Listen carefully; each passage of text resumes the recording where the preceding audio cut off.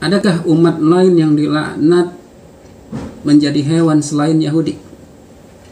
Karena tadi dari awal kita sebutkan bahwa Christian Friends menyebutkan Allah tidak adil karena Yahudi yang dilaknat menjadi babi dan kera hanya karena hari Sabtu, dan tuduhannya ke arah rasis.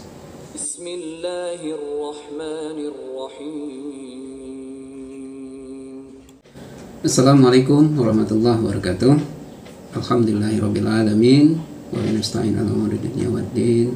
Sallallahu ala nabiyina Muhammadin wa ala alihi washabihi ajmain. Saudara-saudariku dimanapun berada, yang insyaallah selalu dalam lindungannya dan tetap dalam petunjuknya.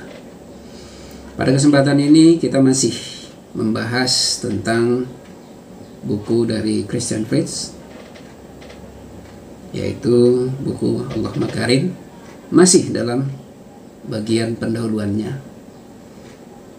Ini menjadi dasar karena pendahuluannya ini adalah dasar dia bergerak, bagaimana kemudian dia mempelajari Islam, karena dia mendapatkan perlakuan yang berat ketika kecilnya, dan ia begitu terpengaruh dengan perkataan gurunya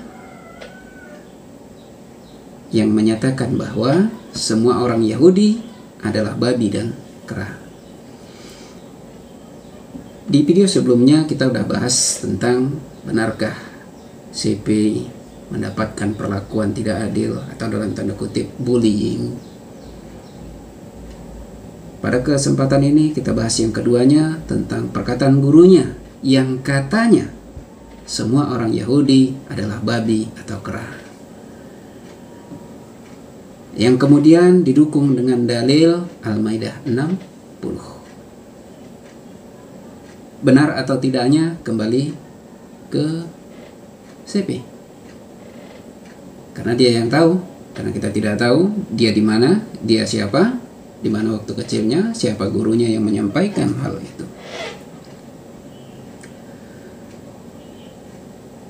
Tapi yang pasti dia menyatakan bahwa inilah yang menjadi dasar kenapa dia belajar Islam dan ingin membuktikan Al-Quran itu betul atau bohong.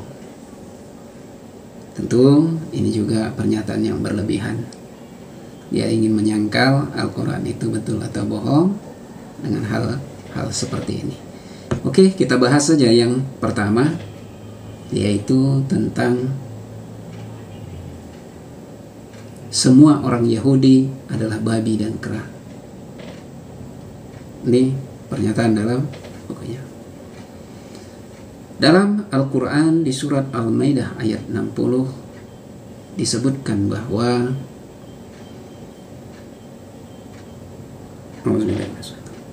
wa ja'ala minhumul qiradata wal khanazir wa abadat taghut. Di antara mereka yang dijadikan kera dan babi dan menyembah taghut.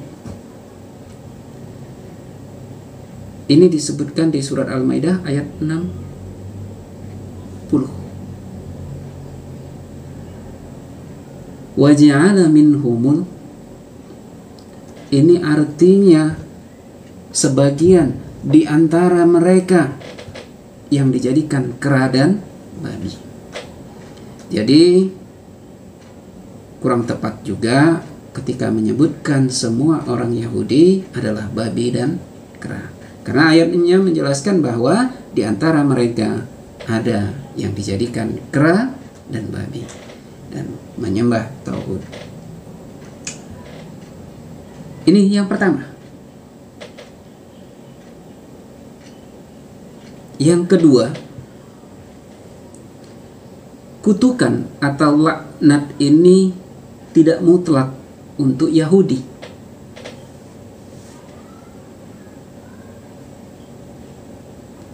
Kenapa disebutkan itu? Karena dalam ayat lain disebutkan, yaitu satu ayat sebelumnya. Tadi di Al-Maidah 60.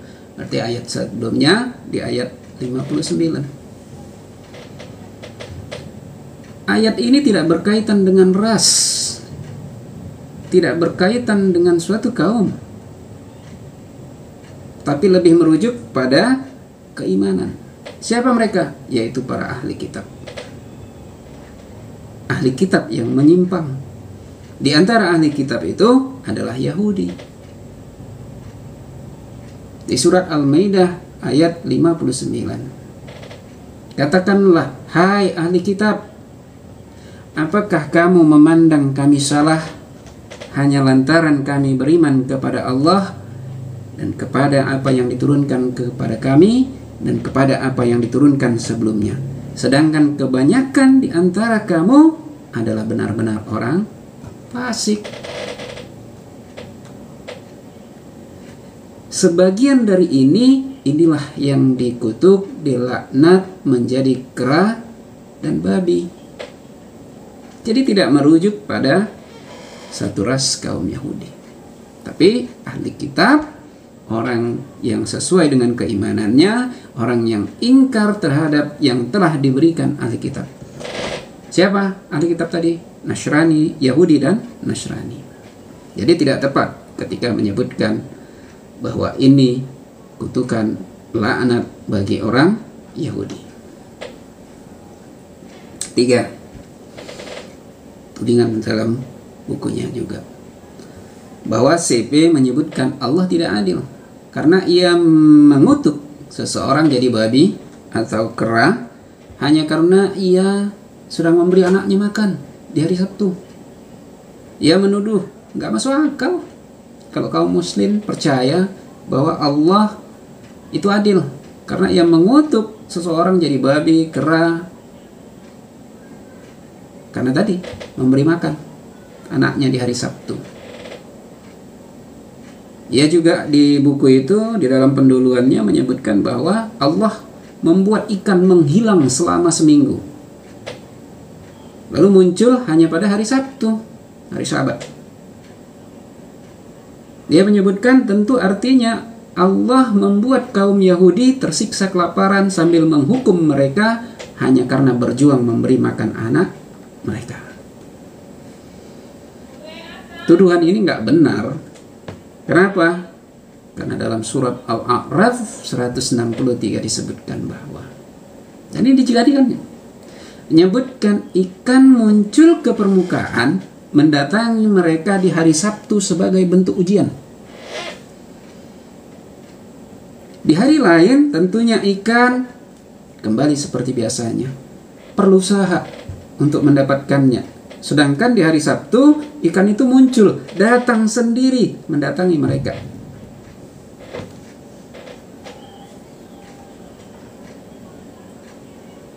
Disebutkan dalam Al-Quran, di surat 163, tanyakanlah kepada Bani Israel tentang negeri yang terletak di dekat laut, ketika mereka melanggar pada hari Sabtu.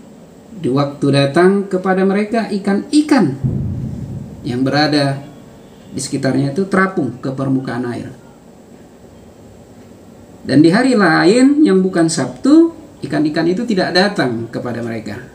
Demikianlah kami menguji mereka disebabkan mereka berlaku fasik. Di surat Al-A'raf ayat 163. Dalam beberapa tafsir ini disebutkan terjadi di kota Eliyah atau Ailah. Di tafsir At-Tabari, ini yang biasa juga dipakai Christian Pers, bahwa di kota Ailah adalah sebuah desa di dekat laut, di mana setiap Sabtu, hari yang Allah haramkan bagi Yahudi untuk melakukan pekerjaan apapun, ikan-ikan bermunculan ke permukaan laut. Sedangkan pada hari Ahad, semuanya sembunyi di dasar laut. Tidak ada satupun yang muncul hingga datangnya hari Sabtu berikutnya. Ini tafsirnya. Lalu sebagian mereka tergoda untuk makan ikan, maka salah satu dari mereka membuat parit kecil dengan sungai memanjang sampai ke laut. Hingga jika tiba hari Sabtu, sungai itu dibuka hingga ikannya masuk ke sungai. Dan ikannya nggak bisa balik lagi ke laut. Dan setelah hari Ahad, maka orang itu tinggal ngambil ikannya, ngumpul ikannya. Ini yang kemudian tercium tetangganya, maka ia pun bertanya, maka ia pun meniru cara yang dilakukannya. Sehingga para ulama mereka berkata, celakalah kalian, karena kalian telah memancing ikan di hari Sabtu, padahal itu diharamkan untuk kalian. Lalu mereka jawab, kami tidak memancingnya di hari Sabtu, melainkan pada hari Ahad ketika kami memanggilnya. Maka para ulama mereka mengatakan, tidak, melainkan kalian memancingnya pada hari ketika kalian membuka saluran air sungai hingga ikan masuk. Mereka pun menjawab, tidak. Dan mereka membangkang. Maka sebagian orang yang melarang mereka mengatakan kepada sebagian yang mereka. Jadi dari tafsir ini sebenarnya tidak serta-merta Allah mengutuk mereka jadi kera, karena mereka melanggar hari Syabat. Enggak. Karena mereka hendak menipu Allah dengan mengakali larangan menangkap ikan di hari Sabtu, melakukan pekerjaan di hari Sabtu. Jadi mereka mengakali, atau katanya menipu lah istilahnya. Menipu Allah dengan larangan bekerja di hari Sabtu. Mereka buka salurannya di hari Sabtu. Di hari Ahadnya mereka tinggal ngambil. Inilah yang diingatkan para ulamanya. Bukannya mereka bertaubat, tapi mereka menyombongkan diri. Ini yang disebutkan di 166. Di 166-nya. Jika tadi di 163. Jadi kalau mau memahami ayat ini tentang ikan itu tidak datang kepadanya, baca lengkapnya sampai 166-nya. Jadi nggak bias dia. Maka tatkala mereka bersikap sombong terhadap apa yang dilarang mereka mengerjakannya, kami katakan kepadanya, jadilah kamu kera. Kunu kirodatan khasiin, jadilah kamu kera yang hina. Jadi keranya ini udah bukannya ketika melanggar hukum hari Syabat, bukannya bertobat, tapi malah sombong terhadap peringatan yang diberikan. Ini yang ketiga. Jadi jelas bahwa ikannya itu datang adalah bentuk ujian. Ada yang ketiga, yang keempat. Yang keempat ini untuk menjawab pertanyaan CP, mengapa Allah tidak melaknat pembunuh, pemerkosa, pencuri sehingga menjadi babi dan kera? Kok yang malah mereka yang memancing di hari Sabat? Beda. Kalau kita belajar dari sejarah bagaimana Yahudi, bagaimana orang-orang ini perlakuannya, bahwa tadi juga ada disinggung bahwa Allah melaknat mereka menjadi kera dan babi bukan karena sekedar melanggar hari Syabat, tapi karena mereka melanggar hari Syabat dengan maksud mengakali, menipu hukum Allah. Dibuatnya di hari sebelumnya, hingga hari Sabtu tinggal berkumpul, dikutipnya di hari Ahadnya. Ketika diberitahu, bukannya mereka bertobat dengan kesalahannya, malah mereka menyombongkan diri terhadap peringatan dari ulamanya.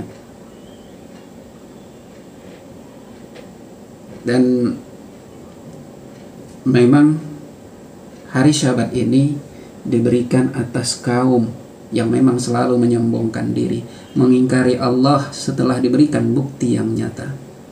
Jadi hari Sabat ini bentuk khusus karena mereka adalah kaum yang menyombongkan diri.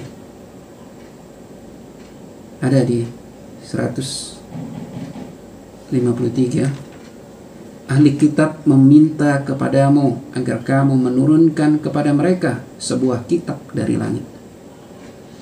Maka sesungguhnya mereka telah meminta kepada Musa yang lebih besar daripada itu.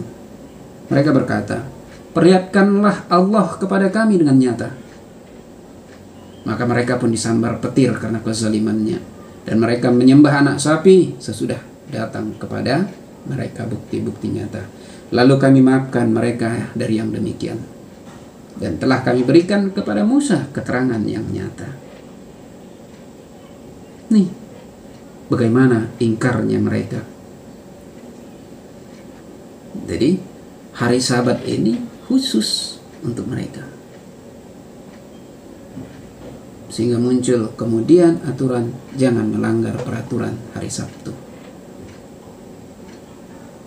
Jadi bedanya itu, jika pembunuh mungkin dia membunuh karena terpaksa, dia mencuri karena terpaksa. Tapi ini dia mengambil ikan di laut dengan maksud mengakali, menipu Allah. Dan ketika telah diingatkan bukannya tobat, tapi malah menyombongkan diri. Ini kenapa mereka dikutuk, dilaknat menjadi babi dan kera.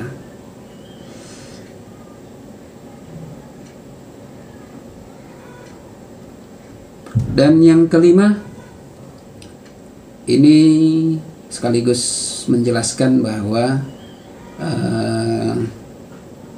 dengan sendirinya tafsir daripada CP ini salah alamat dengan menyebutkan Allah nggak adil, dan Al-Quran itu kontradiksi bahwa bagi Islam dibolehkan makan yang haram kalau kelaparan. Itu di mana disebutkan di surat Al-Maidah ayat 3. Dia mengkaitkan ini bagaimana Islam itu dilarang memakan babi, darah, dan lain sebagainya.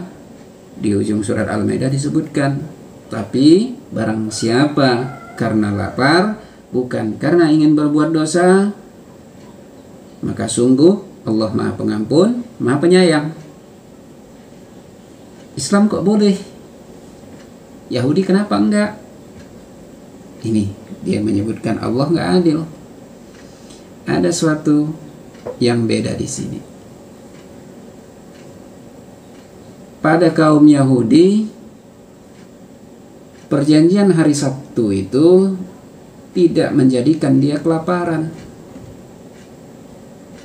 Orang Yahudi nggak kelaparan karena menjalankan ibadah hari Sabtunya, tidak mencari rezeki di hari Sabtunya. Ikan-ikan itu di hari Sabtu bentuk ujiannya itu mendatangi mereka, lain dari hari yang biasanya. Jika hari biasanya ya memang biasa, ikan sembunyi di dasar ini, ya tugas kita mencari ikan, menangkap ikan bagaimana. Kalau hari Sabtu itu ikan itu datang. Kayak pernah kejadian di ada beberapa lokasi kita, ikan itu datang ke darat, datang sendiri, nggak dipancing, datang sendiri. Itu bentuk ujian dari Allah bagi mereka terpancing, bagaimana mereka menjaga hukum hari Sabat itu. Makanya ketika dia mengkaitkan hari Sabat yang dilanggar karena memancing itu dengan Islam yang boleh ketika terpaksa karena kelaparan, ini udah suatu hal yang nggak sejajar untuk dilakukan, karena orang Yahudi tidak kelaparan karena perjanjian hari Sabatnya itu. Dan mungkin juga maknanya di terjemahan daripada Christian Prince yang versi Indonesia, memang ada beberapa yang menerjemahkan itu adalah kelaparan, ada lapar, yaitu masoatin, karena kelaparan dan karena lapar. Dan sungguhnya berbeda antara pengertian lapar dan kelaparan. Jadi jelas di sini tegasnya bahwa Yahudi bukan di tempat itu bukan karena kelaparan di hari Sabtunya. Tapi ayat itu menjelaskan di hari Sabtu ikan-ikan itu sangat mudah didapatkan, muncul ke permukaan, mendatangi mereka. Tuh, jadi semakin berlebihan ketika menuduh Allah rasis, melaknat orang Yahudi jadi kera babi, sementara umat Islam tidak. Lalu yang ketujuh, yang keenam ya, adakah umat lain yang dilaknat menjadi hewan selain Yahudi? Karena tadi dari awal kita sebutkan bahwa Christian Prince menyebutkan Allah tidak adil karena Yahudi yang dilaknat menjadi babi dan kera hanya karena hari Sabtu, dan tuduhannya ke arah rasis. Rasis dalam arti kata umat Islam kenapa enggak? Ini kan melanggar aturan boleh, sementara umat Yahudi tidak. Dan tadi juga udah kita jelaskan bahwa sebenarnya yang dilaknat menjadi kera dan babi itu bukan hanya Yahudi, melainkan itu adalah ahli kitab yang menyimpang. Siapa mereka? Mereka adalah sebagian dari umat yang mendapatkan petunjuk kehidupan dengan kitab Taurat dan Injil. Itu yang namanya ahli kitab.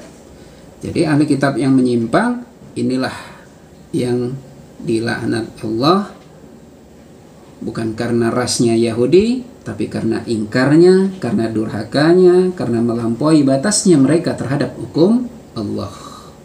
Sebaliknya, mereka yang jujur, beribadah, menyuruh berbuat baik, mencegah kemungkaran, maka mereka termasuk orang soleh dan kebaikannya tidak akan diingkari. Ini disebutkan di surat Ali Imran, ada di 113 sampai 115. Dan ini udah dibahas dalam buku Jejak Perjalanan Akhirat. Silahkan jika ingin mau mendownloadnya, ada di website Hikmah 313. Silahkan. Jadi tidak sama antara mereka yang mendustai, ingkar, durhaka, melampaui batas terhadap hukum Allah dengan orang yang soleh, dengan orang yang bertakwa kepada Allah. Beda. Ayat ini juga menjelaskan mereka itu tidak sama. Di antara ahli kitab itu ada golongan orang yang berlaku lurus. Mereka membaca ayat-ayat Allah pada malam hari, sedang mereka juga bersujud. Di 113-nya. Di 114-nya, mereka beriman kepada Allah dan hari penghabisan. Mereka menyuruh kepada yang ma'ruf dan mencegah dari yang mungkar, dan bersegera dari berbagai kebaikan. Mereka itu termasuk orang yang soleh. Di 115-nya disebutkan, dan apa saja kebajikan yang mereka kerjakan, maka sekali-sekali mereka tidak dihalangi menerima pahalanya, dan Allah mengetahui orang-orang yang bertakwa. Ini 113, 100 sampai 115 di Ali Imran. Dan beda dengan orang yang dari orang-orang kafir, dan ketika matinya pun tetap dalam keadaan kafir. Bukan hanya laknat Allah, bahkan malaikat dan manusia semuanya ikut melaknat orang tersebut. Innal ladzina kafaru wa matu wa hum kuffarun ulaika alaihim la'natullahi wal malaikati wan nasi ajmain. Sesungguhnya orang-orang kafir dan mereka mati dalam keadaan kafir, maka mereka mendapatkan laknat Allah, para malaikat dan manusia seluruhnya. Al-Baqarah 161. Makanya orang yang dikutuk menjadi kera dan babi bukan hanya mereka orang Yahudi, tetapi bukan karena mereka itu karena Yahudinya, bukan karena agamanya, bukan karena dia Bani Israelnya, bukan, tapi karena keingkaran mereka. Siapa aja mereka yang dilaknat menjadi kera dan babi? Di buku tadi udah dijelaskan siapa aja mereka yang dikutuk menjadi kera dan babi. Enggak berkaitan dengan Sarah, tidak mesti Yahudi. Siapa aja mereka yang dikutuk? Yang pertama, orang yang menghalalkan sutra. Disebutkan dari Abu Malik dalam Sunan Abu Daud. Ia mendengar Rasulullah SAW bersabda, benar-benar akan ada dari umatku orang-orang yang menghalalkan sutra. Lalu beliau bersabda, salah seorang dari mereka diubah menjadi kera dan babi hingga hari kiamat. Ini di Sunan Abu Daud, nomor hadis 3521. Yang kedua, orang yang menghalalkan yang haram, nyanyian, minum khamar, makan riba, dan mengenakan sutra. Ini dari riwayatnya Ibnu Abbas. Wah, tentu Christian Prince suka menyebutkan, membandingkan. Ibnu Abbas mungkin favoritnya, pasti menjelaskannya. Ini dari riwayat Ibnu Abbas bahwa Nabi SAW bersabda, demi jiwa yang Muhammad berada di tangannya, sungguh beberapa dari orang umatku bermalam dengan sukaria, menyalahgunakan nikmat dan bermain-main. Di pagi harinya mereka menjadi kera dan babi karena menghalalkan yang haram, nyanyian, minum khamar, makan riba, dan mengenakan sutra. Ini disebutkan di Musnad Ahmad nomor hadis 21.725. Lalu yang ketiga, orang yang minum khamar bernyanyi disertai alat musik. Jadi beda dengan yang kedua, ini dengan alat musik. Ini disebutkan dari riwayatnya Abu Malik Al-Asy'ari. Rasulullah SAW bersabda, sungguh sebagian dari umatku akan meminum khamar yang mereka namai dengan selain namanya, akan bernyanyi dengan para biduan disertai dengan alat musik. Allah akan menutupi kehidupan mereka dan menjadikan sebagian mereka kera dan babi. Sunan Ibnu Majah nomor hadis 4010. Jadi bernyanyi, bersenandung dengan alat musik termasuk bagian orang yang akan dilaknat, dikutuk menjadi kera dan babi. Ada berapa tadi? 3. Baru yang keempat, kaum Yahudi yang melanggar hari Syabat. Ini yang disebutkan di surat Al-Baqarah 165. Namun perubahan mereka itu karena murka Allah. Para sahabat pernah bertanya kepada Rasulullah SAW mengenai kera dan babi. Apakah ia merupakan keturunan Yahudi? Maka Nabi SAW menyebutkan, sesungguhnya Allah tidak melaknat suatu kaum manapun lalu merubah mereka menjadi keturunan hingga mereka dihancurkan. Tapi Allah murka kepada kaum Yahudi, lalu dia merubah mereka menjadi seperti mereka. Jadi kera babi itu memang udah ada. Lalu orang yang ingkar dari kaum Yahudi tadi dirubah sama seperti kera dan babi. Jadi kutukannya itu tidak hanya pada kaum Yahudi, lebih karena keingkaran orang tersebut. Jadi terbantahkan daripada tudingan daripada Christian Prince yang menyebutkan bahwa kutukan itu atas orang Yahudi. Allah tidak adil di sini. Terbantahkan. Lalu di mana? Kapan laknat dan kutukan itu terjadi? Dari dalil tadi sudah jelas disebutkan bahwa mereka yang dilaknat menjadi hewan babi dan kera itu sampai datangnya hari kiamat. Jadi sampai datang hari kiamat mereka akan tetap menjadi hewan babi dan kera.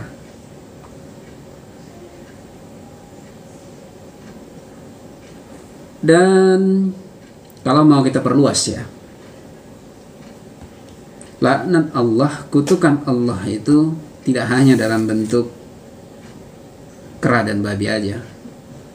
Di buku ini juga, Jejak Perjalanan Akhirat, silakan gratis download, bahas, bisa dibuka, bahwa kutukan Allah itu tidak hanya dalam bentuk babi dan kera,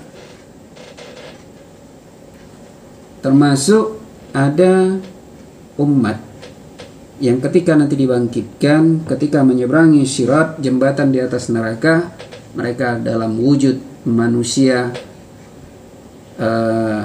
semut, tapi kepalanya manusia. Karena apa? Karena sombongnya. Ini diriwayatkan dalam hadis Musnad Ahmad nomor hadis 6390. Nabi SAW bersabda, orang-orang yang takabur kelak di hari kiamat itu akan dibangkitkan dalam bentuk semut kecil berwujud manusia. Jadi di hadapan mereka segala sesuatu akan nampak tinggi karena saking kecilnya mereka. Dan hingga mereka dimasukkan ke dalam neraka, di dalam penjara neraka Jahanam yang bernama Bulas. Dan mereka pun dilalap api Al-Anyar, dan mereka diberi minuman Tinatul Khabal, yaitu minumannya itu dari darah dan nanah penghuni neraka. Penjaranya juga khusus, namanya Bulas. Ini orang-orang yang sombong. Mereka dikutuk, dilaknat, dan di hari kiamat mereka dijadikan semut berwujud manusia. Baru orang yang bohong, hidung mereka akan dibentuk seperti gajah, karena mereka yang menyebutkan Al-Quran buatan manusia. Mereka yang menyebutkan Al-Quran dongeng buatan manusia. Ini mereka akan termasuk orang-orang yang pada hari kiamat hidungnya seperti hidung gajah. Surat An-Anfal ayat 31.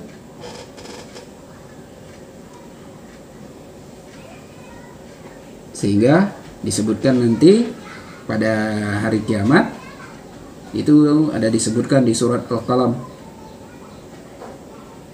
Dan apabila dibacakan kepadanya ayat-ayat kami, ia berkata, ini adalah dongeng orang-orang dahulu kala. Kelak akan kami beri tanda dia di belalainya. Nih, menggunakan belalai, sehingga ditafsirkan bahwa mereka akan memiliki hidung seperti belalai gajah pada hari kiamat. Dan ada juga yang di hari kiamat mereka berwajah keledai. Kenapa? Bahkan ini untuk orang yang sholat. Orang yang sholat sendiri bisa dikutuk menjadi berkepala keledai. Kenapa? Karena mereka ketika sholat itu mendahului kepalanya daripada imam. Jadi dari sujud mereka duluan daripada imamnya. Sehingga Allah jadikan rupa mereka seperti bentuk keledai ketika di hari kiamat. Jadi hati-hati buat kita yang menuduh Al-Quran itu dongeng buatan manusia. Siap-siap,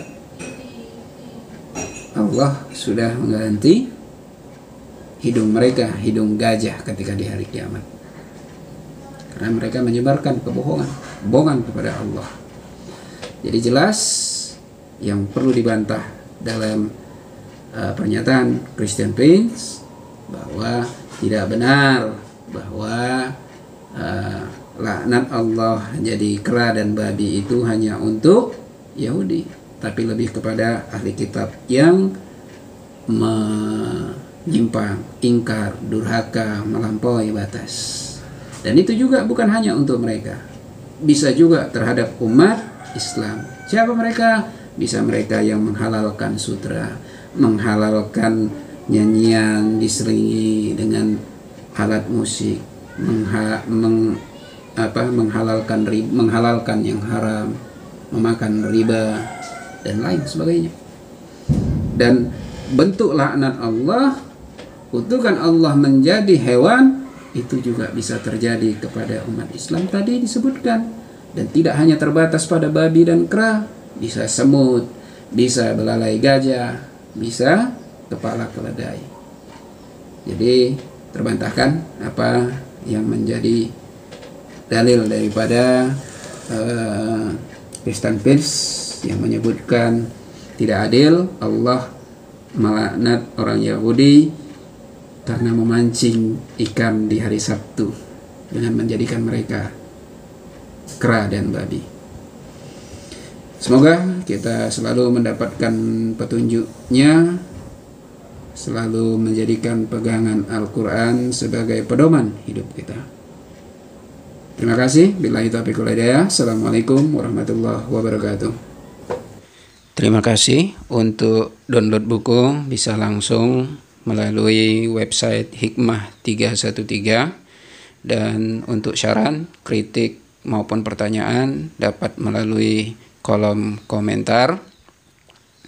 Dan untuk dapat mengikuti video-video selanjutnya, silakan untuk subscribe dan hidupkan notifikasi loncengnya. Billahi taufiq wal hidayah. Assalamualaikum warahmatullahi wabarakatuh.